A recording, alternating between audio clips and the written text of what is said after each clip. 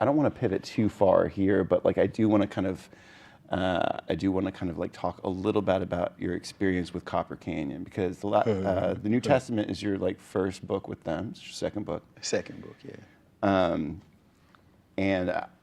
And then the tradition comes out. I'd like to talk a little bit before we get into some of the other themes of the book, and I really want to talk about the speakers, because I'm very excited to kind of hear you opine about like the way that the speakers shift from poem to poem in the tradition. It's really amazing to me. But I'm just curious about a little backstory before we get there with Copper Canyon. How did you come to publish the New Testament with them first? I mean, that's your first kind of like the beginning of your kind of career relationship with them. Yeah, you know, it's funny about the New Testament. I like the book a lot. I think it has some poems. I read a poem from the New Testament tonight called Nim, which I also think is pretty representative of that book and the way I was thinking about poetry being a coming together of community, and where I stood within a community in that book. But I don't know, you know, the thing about the tradition, I have to say, that is very different, and also the reason why I think it does the work it does in the world is it's the first book I didn't have to write. But I wrote it anyway. So it's the only book in the world that really proves that I'm a poet. You know, if I wasn't going to finish my PhD program or get a job if I didn't write Please, my first book. Right. And I wasn't gonna get tenure, which means I would have been fired if I didn't, which is so fascinating to me, these jobs, you know, it's like you gotta write a book to keep your job. Isn't that something? But so I sent the book to Copper Canyon in slush, right? Just because I was sending it, and it was rejected some of everywhere else, and I think they were interested in it in a couple places other than Copper Canyon. But I really wanted Copper Canyon because at the time they seemed to me a very strong poetry press, and I was really excited to be a part of a poetry press, a press that really concentrated on poetry, and therefore would have its people thinking about how to market a book of poetry, because I don't want to. Right. I want to write poems, right? You know, and they had a publicist. Her name's Kelly Forsyth, and she's not working with Copper Canyon anymore, but I got so much attention for the New Testament because of Kelly Forsyth, and that seemed like a big deal reason to go there. They also had the first editor that I have ever had, who actually made suggestions for what I was supposed to do with my book, and I love that, you know. Michael read the book and called me and told me things that I should do. The tradition, which we're talking about today, is a little bit of a different story, because he had been calling me like every month, asking me if I could send him something so that he could schedule me for 2019. And I kept telling him, no, I don't have anything. Leave me alone.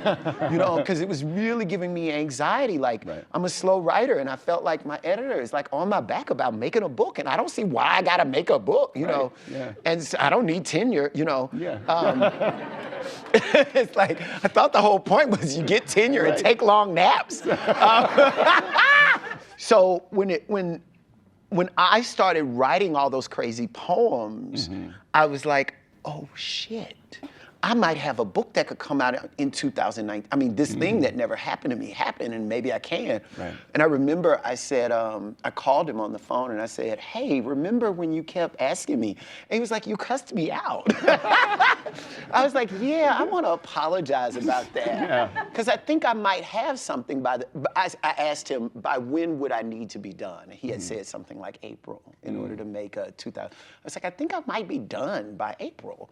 It could have been March, but I think it was April. And he said, I don't know, like, you know, I don't know if we have the space.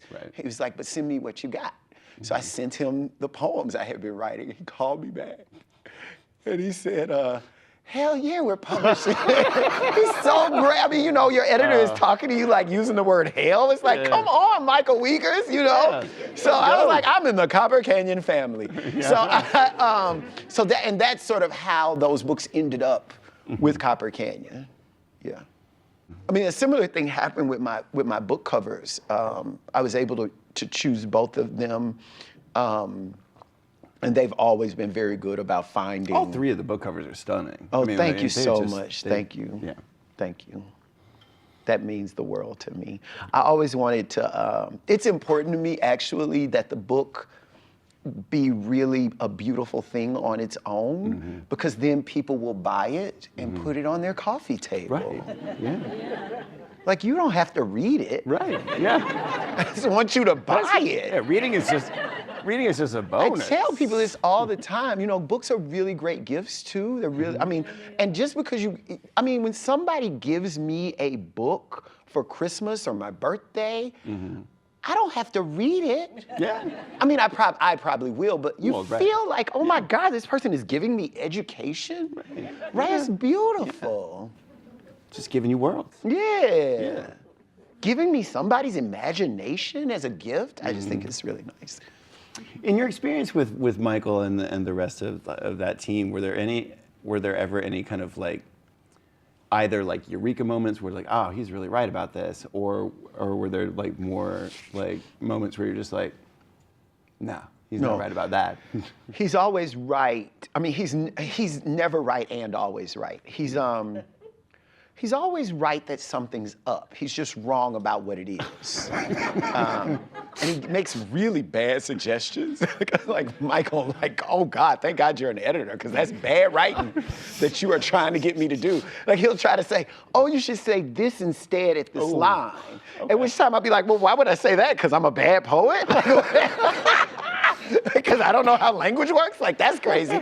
But the line that he's pointing out, he's absolute, I'll see, he'll say what's wrong with the line, and I'll think to myself, well, that's not what's wrong with the line, but there is something. So every time, we have this wonderful thing happening where he'll read a book, so far anyway, he'll read a book, and then 2 books. He'll read a book and he'll send me the notes back. And I read the notes, and I literally do everything that is necessary such that any suggestion that he has made has been covered. I don't take the suggestion, but I cover it. Right. And then the next time he reads it, he says this, he doesn't know. Actually, he knows this whole story, but he doesn't know this part. He reads it and he says, hey, I thought something was wrong here, but this is really great. I don't know what I was talking, because I won't do the thing that he said, but things will be different enough that he can say, okay, something's better. He's changed. Yeah, you trust him like an alarm system. It's like, it's like, oh, well, something. It's very good, yeah.